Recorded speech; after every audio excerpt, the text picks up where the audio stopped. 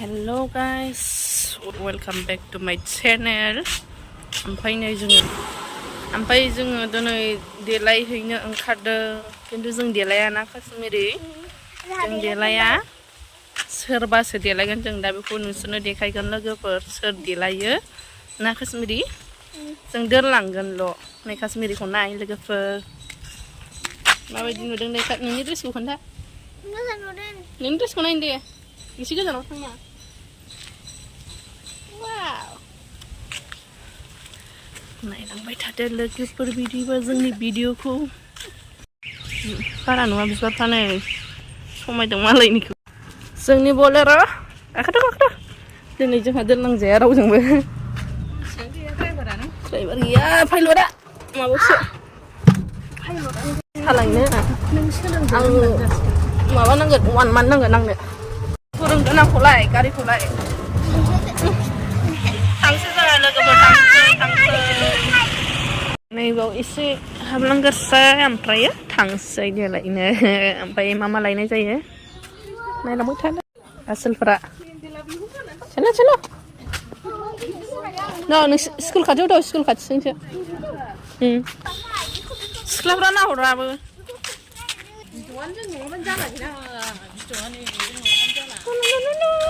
नै बिसोर मानैयानो देलायगोन बिसोर मानैया दोनलांनो नागिरदों जों बिसोरखौ जायगा ओरैजायसो नालाय स्कुल खाथियाव डन बस्क' थांगासिनो लोगोफोरजोंहाय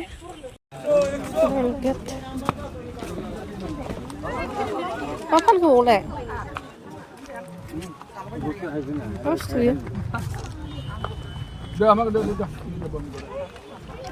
मा बुस्थु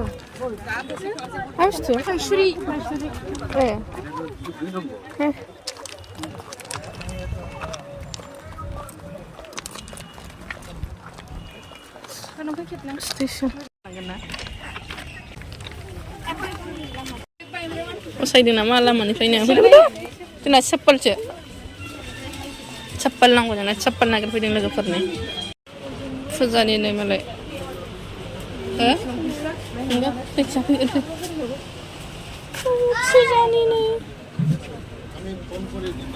फुजानि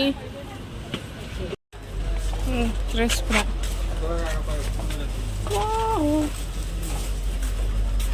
फुजानि मालाय नै बायसो गानदों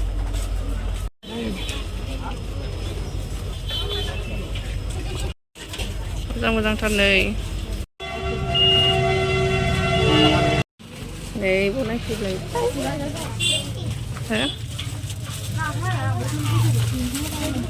लादोलाय ना ओरैबायदि मुड खाराब जानाय लोगोफोर मोनसेबो खामानि जायासै जोंना देलायनायबो जायासै चप्पल नागिरनायाबो जायासै लोगोफोर मुड खाराब दा जानोसो फैबाय मुड खाराब बयबो खाराब बयबो मोनसे खामानि जायाखै जोंना दिनै जानोसो फैबाय चिकेन पास्टायालासो जागोनबा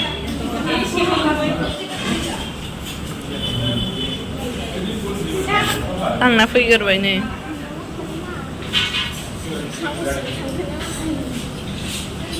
वाव बाय बाय नोंनाबो बाय बाय बेना चावमिना बोरो बेना चिकेन पास्टानो सिस्टारनि चिकेन पास्टानो र' नै जाग्राया जादो गोथाव ओमफ्राय नैबे सिस्टारनि चिकेन चावमिन मा चिकेनानो गैया माथो जोंना नै जोबजोब्बाय ओमफ्राय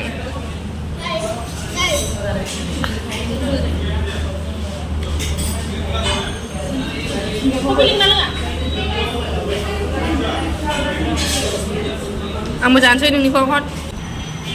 दाहरनायासो